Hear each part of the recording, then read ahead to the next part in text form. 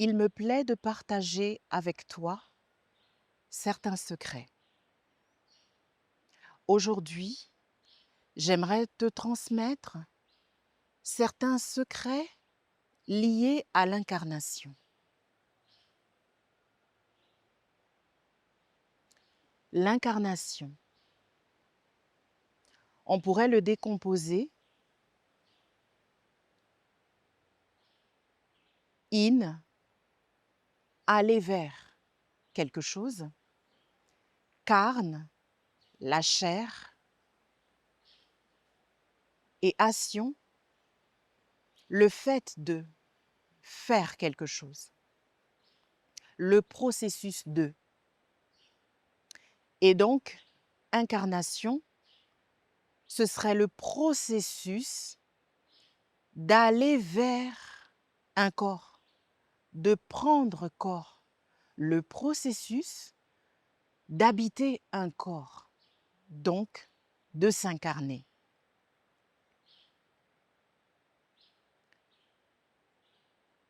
Ce processus fait appel tout de suite à deux notions. Il y a une notion de contenant, d'une enveloppe, de quelque chose comme une enveloppe, ce corps qui va accueillir quelque chose, justement ce contenant, cette consistance, ce quelque chose qui va animer ce corps, ce contenant, cette vie, cette énergie qui va habiter la forme de sa nature, de ce qu'elle est en réalité. Et cette nature profonde, cette vie animatrice de la forme, va en fait animer ce corps et l'utiliser dans la diversité qu'il a, ce corps, de plusieurs façons donc, pour traduire à travers le corps, à travers les mouvements du corps, à travers les gestes du corps, à travers la façon de poser le pas sur la terre, à travers la résonance de la marche sur la terre, à travers les gestes, à travers les actes que ce corps va poser, va traduire en réalité la nature en question, le message propre du contenu. Il va utiliser le corps, cette vie va comme animer le corps pour l'utiliser et traduire un message. Imagine une semence, une graine de quelque chose. Tu la prends, tu la mets en terre. Bien sûr, il lui faut des conditions, il lui faut de l'eau, il lui faut du soleil. Tu lui parles. Elle fait ses racines, le temps que ça prend, et à un moment donné, elle sort de terre. À ce moment où elle sort de terre, on peut voir le message qu'elle portait.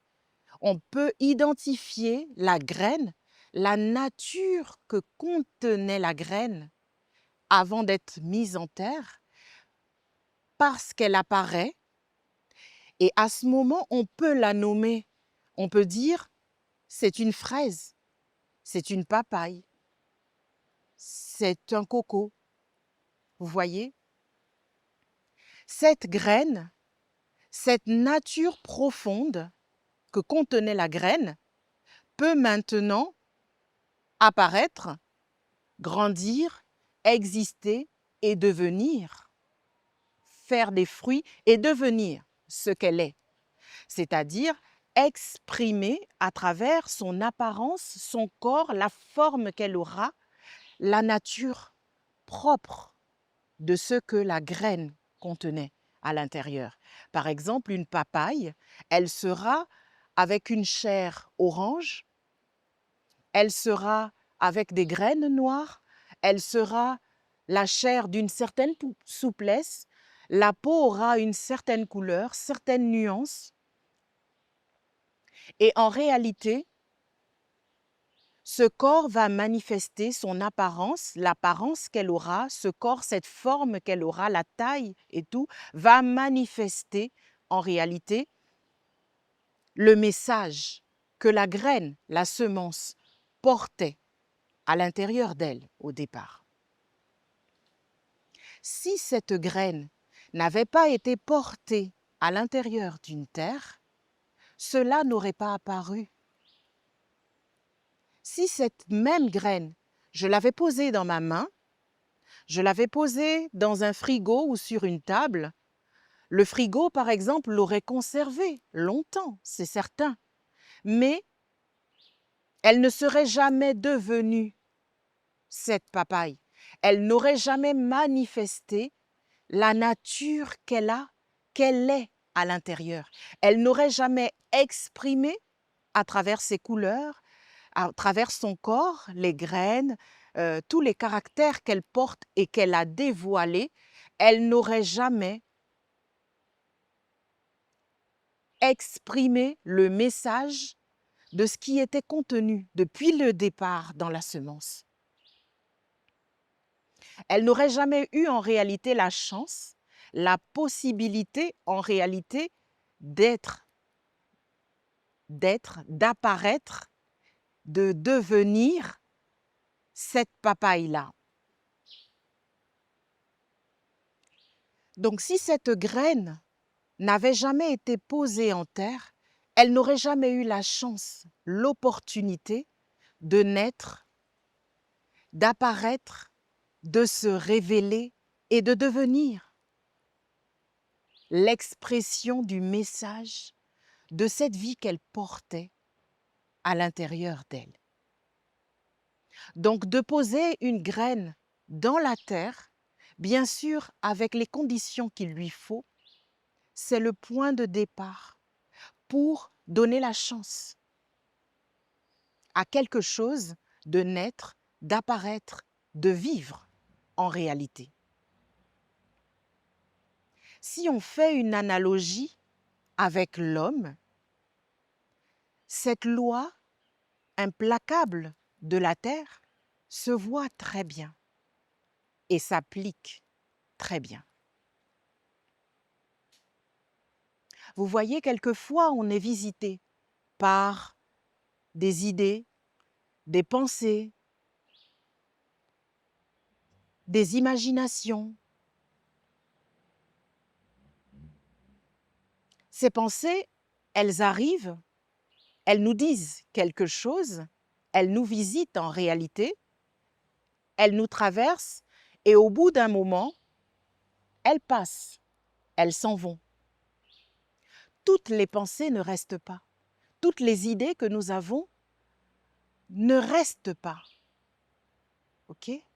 Elles viennent, on y pense un certain temps, on les voit, on les regarde, ces idées, ces projets, et au bout d'un moment, elles nous traversent, on dit, parce qu'elles s'en vont, elles passent. On passe à autre chose. Si tu veux, en réalité, que ces idées, que ces pensées, que ces projets prennent forme, prennent corps dans ta vie, parce que tu y tiens, eh bien, il faut que tu les prennes et que tu les mettes en terre, que tu les portes à l'intérieur de la terre. Parce que dans ta vie, ce à quoi tu tiens, si tu souhaites leur donner la chance d'exister, d'apparaître, de vivre en réalité, donc de rester, Si tu souhaites les fixer dans ta vie, parce que c'est important pour toi, parce que tu y crois, eh bien, il faudrait faire ce processus de les porter en terre, pour leur donner la chance, pour leur donner la possibilité, l'opportunité de vivre et d'apparaître un jour. Alors ce processus d'incarnation passe inévitablement par cette base, par ce processus d'incarnation.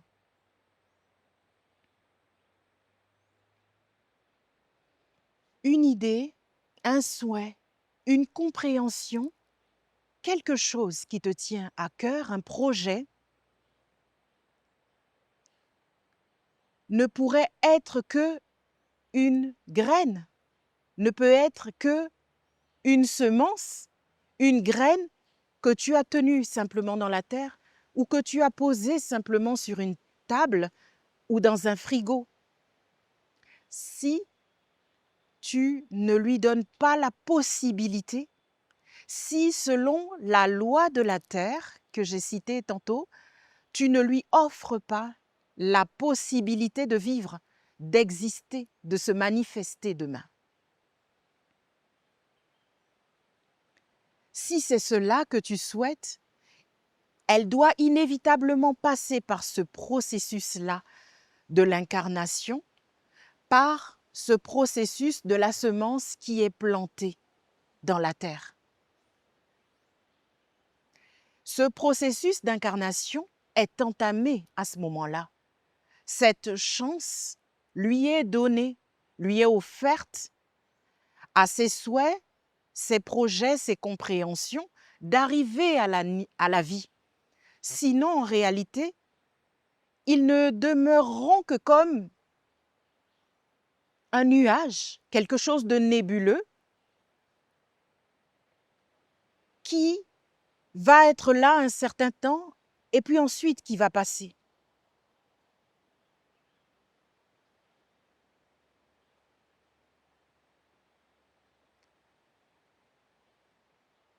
Ainsi, le début de l'existence, le début de la chance, en fait, même avant la naissance,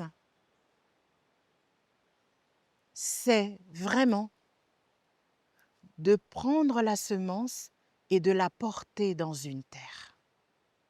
Et cela est une loi. C'est une loi de la terre.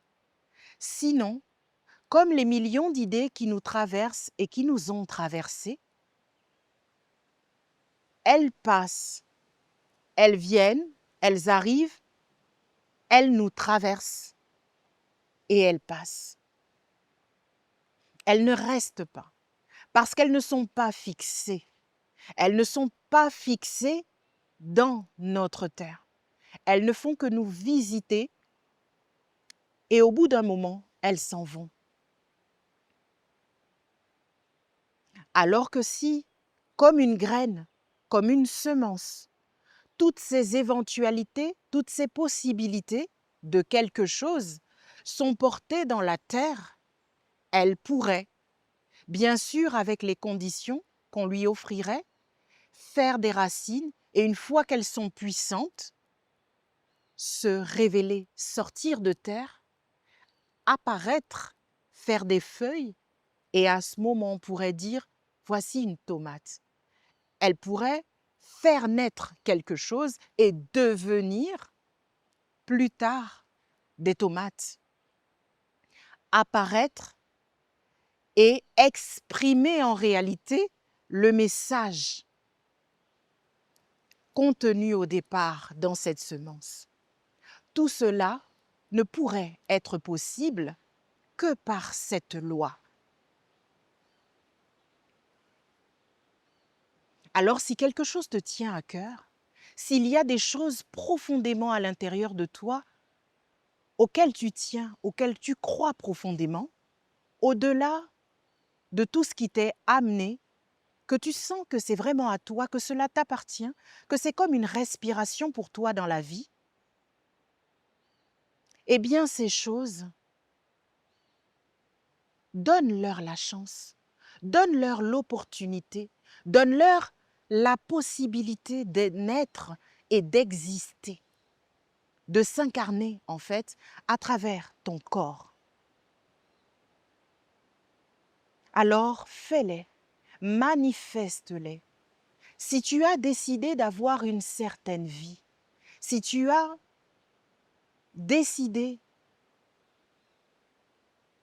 qu'il y a quelque chose auquel tu crois ou quelque chose que tu portes à l'intérieur de toi et que c'est vraiment à toi, eh bien manifeste-le, je te dirais. Manifeste-le, donne-lui un corps, donne-lui la possibilité de s'incarner à travers tes gestes, à travers le corps que tu as, à travers la vie que tu as. Alors fais-le.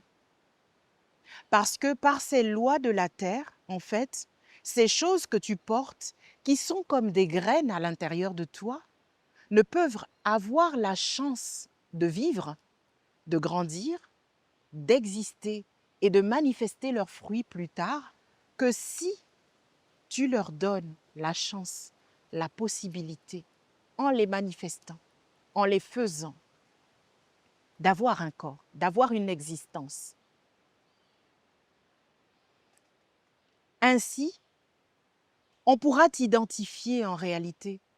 On pourra te nommer comme la graine qui, tout d'un coup, après avoir fait ses racines, sort de terre et commence à manifester le message qu'elle portait à travers ses feuilles.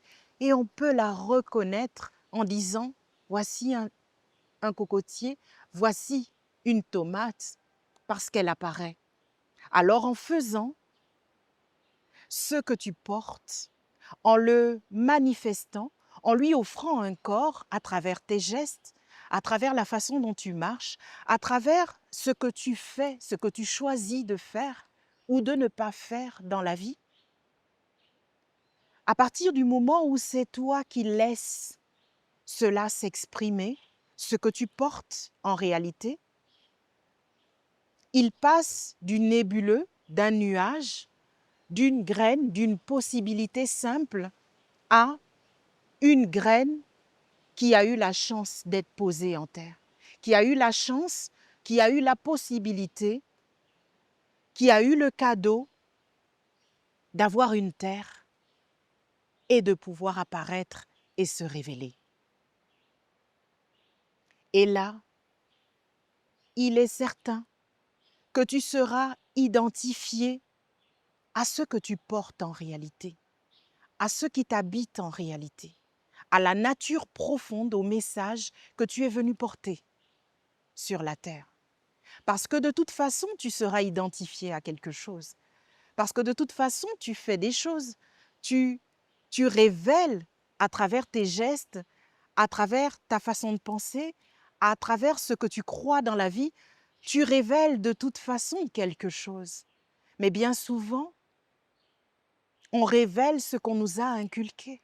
On révèle ce qu'on nous a transmis à travers une éducation qui peut être beau, bien sûr, mais qui n'est peut-être pas le message particulier que tu portes.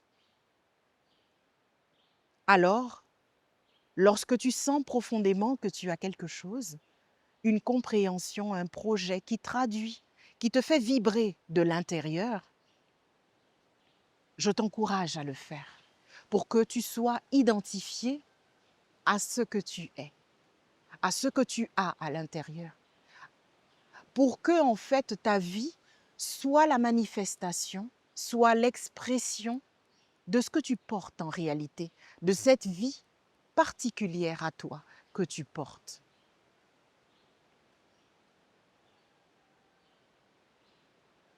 Tu vois la papaye dont j'ai parlé tout à l'heure, à travers la description que j'ai faite d'elle, on peut l'identifier. On peut non seulement dire qu'elle est une papaye, mais on peut vraiment dire quelle est cette papaye-là en particulier. La taille qu'elle a, la couleur qu'elle a, par exemple orange et pas jaune et pas rouge, dit quelle est cette papaye en particulier. La pulpe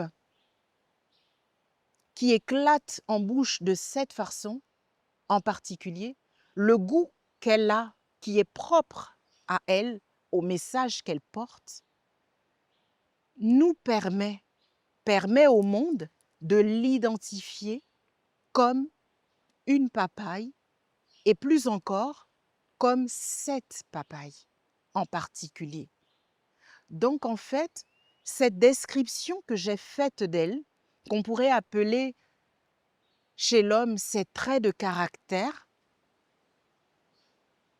qui ont permis au monde de la voir se révéler à travers ses caractères justement et de l'identifier à ce qu'elle est, comme une papaye et comme cette variété précise de papaye, eh bien, pour l'homme, c'est la même chose.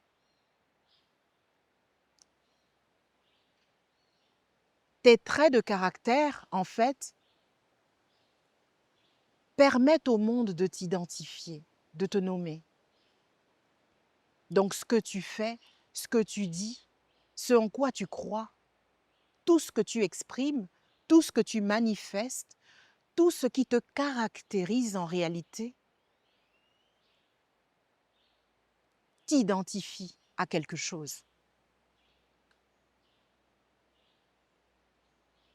Mais est-ce que ça t'identifie à la nature que tu es? Voilà l'importance capitale, en réalité, d'exprimer et de façonner sa vie, en fait, de se construire et de manifester, donc de faire apparaître des traits de caractère en cohérence avec la vie qu'on porte, la nature qui nous est propre. Si tu laisses, par exemple, l'éducation, les valeurs qu'on t'a transmises, aussi belles soient-elles, mais qui ne sont pas propres à toi, qui ne sont pas propres à cette semence que tu portes, à cette nature que tu es en vérité, que tu as à l'intérieur de toi, tu seras identifié à cela. Et donc, tu ne seras pas identifié à toi. Et en fait, dans la loi de la vie, cette incohérence ne peut être. Elle ne peut exister. Bien sûr que c'est ce qui se fait. Mais en fait, c'est comme contre nature.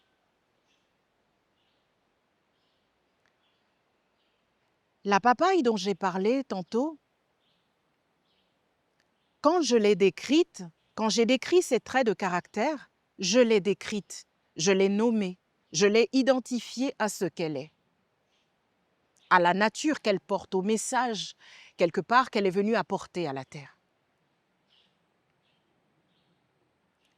Si, par exemple, cette papaye, elle porte un certain caractère sur sa peau. Par exemple, elle a la peau souple, elle a la peau fine. C'est un trait de caractère pour cette papaye. Mais ce qui arrive dans la vie, c'est que, par exemple, du fait qu'elle a ce trait de caractère, la souplesse de sa peau, la finesse de sa peau, un monde pourrait se dire, puisqu'elle a la peau particulièrement fine, cette papaye-là, je pourrais profiter de ce trait de caractère chez elle pour m'engouffrer à l'intérieur d'elle, pour pénétrer à l'intérieur de cette papaye, puisque sa peau est fine, elle pourrait me laisser passer. Et alors, ce monde pourrait s'engouffrer là et rentrer à l'intérieur de cette papaye. Mais en principe, cela ne devrait pas être. Cela ne devrait pas exister. Mais pourtant, il est possible des fois que des mondes rentrent à l'intérieur, profitent en réalité d'un certain trait de caractère chez nous qui pourrait apparaître comme des failles pour eux pour s'engouffrer. Cela est contre nature, mais cela se produit. Et si cette papaye ne se défend pas et laisse ce monde entrer en elle, elle ne sera pas l'expression qu'elle était. Par exemple, cette peau serait modifiée. Elle ne serait pas lisse. Par exemple, elle serait boursouflée et elle aurait une certaine couleur. Lorsque le monde poserait les yeux sur cette papaye, on la regarderait et on saurait que quelque chose s'est passé. On pourrait dire, cette papaye n'est pas normale, parce qu'une papaye n'a pas la peau boursouflée. En principe, dans sa nature propre, elle n'a pas ce trait de caractère. Alors elle est bien identifiée comme une papaye, mais elle n'est pas normale. Elle n'est pas l'expression de sa nature propre. Et alors on dit qu'elle est malade. C'est-à-dire que elle a mal prononcé, elle a mal dit, elle a laissé entrer la maladie dans sa nature propre. Ainsi, dans l'expression, dans la manifestation de ce qu'elle est, dans ses traits de caractère, dans ses gestes, en réalité, il y a une modification, il y a une maladie. Et cette chose, elle arrive à l'homme. Si tu laisses entrer à l'intérieur de toi, dans ta terre, ce qui n'est pas de toi, ce qui n'est pas de ta nature en réalité, eh ben, tu permets à la maladie de venir et c'est celle-là qui va être là et t'inspirer et en fait manifester dans tes gestes, dans ton apparence, dans ta vie, en fait, une certaine maladie. Alors, ne laissons pas ce qui est extérieur à nous, ne laissons pas les protocoles, ne laissons pas des valeurs qui ne sont pas les nôtres, qui nous ont été inculquées, non pas parce que ce serait mauvais, mais parce que, quelque part, c'est contre nature. Il est naturel, il est de la loi de la terre d'avoir une vie cohérente, c'est-à-dire conforme à notre nature propre. C'est-à-dire que nous devons, à travers notre vie, nous organiser, à travers nos gestes, à travers notre parole, à travers ce qu'on aime et ce qu'on n'aime pas, permettre de nous identifier, permettre de nommer la nature propre de ce que nous portons en réalité à l'intérieur de nous. Alors, une dernière fois, je vous invite à manifester la nature propre. Si vous voyez qu'il y a quelque chose qui vous tient, qui est comme gratuit pour vous, c'est-à-dire qui, qui appelle comme une résonance, qui vous fait vibrer en réalité de l'intérieur, qui vous appartient en réalité, eh bien manifestez-le, faites-le. Parce que c'est comme cette graine, cette semence, cette nature qui a soif d'apparaître, qui, selon la loi de la terre, a besoin qu'on lui offre terre pour avoir la chance, en fait, de naître et d'exister. Alors faites-le pour lui offrir la terre et pour vous voir vous-même, vous révéler, vous voir grandir et vous voir demain laisser apparaître, faire apparaître par votre corps, par votre vie, par vos gestes, par la façon dont vous allez vous transformer en réalité. Vous voir vous-même, vous contempler et en fait, vous révéler à vous-même. Enfanter, en réalité, la femme, l'homme que vous êtes, la nature propre que vous portiez à l'intérieur de vous. Comme une graine, comme une semence qui aurait une terre. Alors voilà mon invitation à tous les enfants de la lumière, c'est de vous inviter à offrir à ce qui est de vous, à ce qui vous tient à cœur, à vos projets de lumière, à vos fortes compréhensions d'avoir une terre pour pouvoir être fixé et avoir la chance d'être porté à la vie, d'être porté à l'existence et d'apparaître.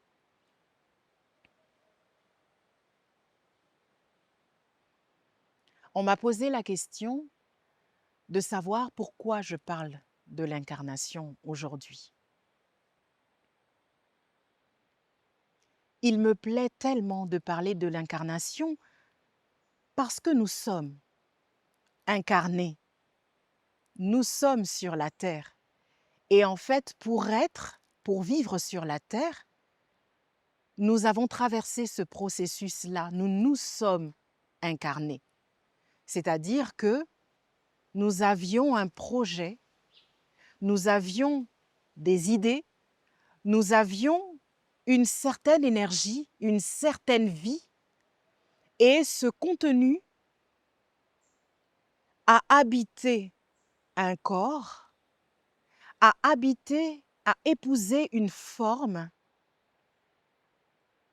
et est arrivé à la vie pour quelque chose de précis, pour en réalité comme une graine et non pas comme un nuage qui passe, mais comme une graine, avoir la chance d'être posée en terre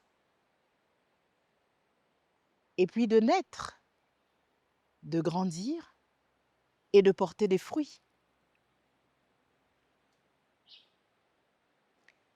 Si ce processus naturel était respecté, eh bien on serait accueilli dans le respect de cette loi, dans la connaissance de ces lois, et on nous aurait enseigné cela, cette loi à la respecter, et en réalité, on aurait fait cela. C'était notre programme lorsqu'on est venu et qu'on est descendu sur la terre. On n'est pas descendu comme ça. On est venu voir quelque chose de nous. On est venu voir cette graine se révéler en réalité et devenir la manifestation de quelque chose, de cette graine en réalité qu'on porte. Alors, cette graine, si on apprend à la laisser se révéler, si on vit selon cette loi de la terre, eh bien, on accepte ce qui vient de l'intérieur de nous, c'est-à-dire la façon dont on a de vouloir quelque chose, de ne pas vouloir quelque chose, d'être intransigeant pour quelque chose, d'accepter certaines choses, de ne pas accepter certaines choses selon nos principes fondamentaux à l'intérieur et non ceux qui nous ont été transmis, eh bien, toutes ces choses, en réalité, sont déjà l'expression, sont déjà comme des balises de ce message précis que nous sommes venus porter, qu'on appelle la mission de vie. Ces choses, en réalité, sont déjà la prononciation de la nature, du message que nous sommes venus porter. Notre façon de parler, notre façon de tenir à certaines choses et que ça a un certain écho à l'intérieur de nous, c'est cela qui nous identifie. Alors, c'est une chose de s'incarner, mais c'est une chose encore de comme la réussir cette incarnation en vivant selon la loi de cette loi de la terre en réalité. Mais en réalité, comme ce monde qui est entré dans la papaye et qui l'a modifié, on accepte en réalité de laisser autre chose, des choses qui viennent de l'extérieur et qui ne sont pas de notre nature propre et profonde, de parler à notre place. Mais en fait, ces choses ne peuvent parler de notre nature. Il n'y a que ce qui vient de l'intérieur qui manifeste ce que nous avons, ce que nous sommes en réalité à l'intérieur de nous. Mais comme nous laissons comme cette maladie et ces maladies s'exprimer et nous acceptons en fait de devenir et d'exprimer ce que ces mondes, ce que on nous a offert lorsque nous sommes arrivés sur la terre et qu'on est arrivé à la vie. Des mondes viennent, nous cueillent, nous accueillent et nous accompagnent tout au long de notre chemin vers quelque chose de bien défini, quelque chose quelque part qui lui sert, un système. Parce que cette chose en réalité, elle est donnée de la même manière à tous les hommes. Donc ce n'est pas quelque chose de fondamental pour chacun de nous. Ce n'est pas quelque chose de propre à chacun de nous. Alors, il m'est tellement cher de dire à l'homme, de dire à la femme, cherche en toi ce qui est propre à toi. Au-delà de tout ça, au-delà de tout ce qu'on t'a offert lorsque tu es arrivé sur la terre, même si c'est vertueux, même si ça a l'air bon, cherche ce qui t'est propre. Parce que ce n'est que là que tu pourras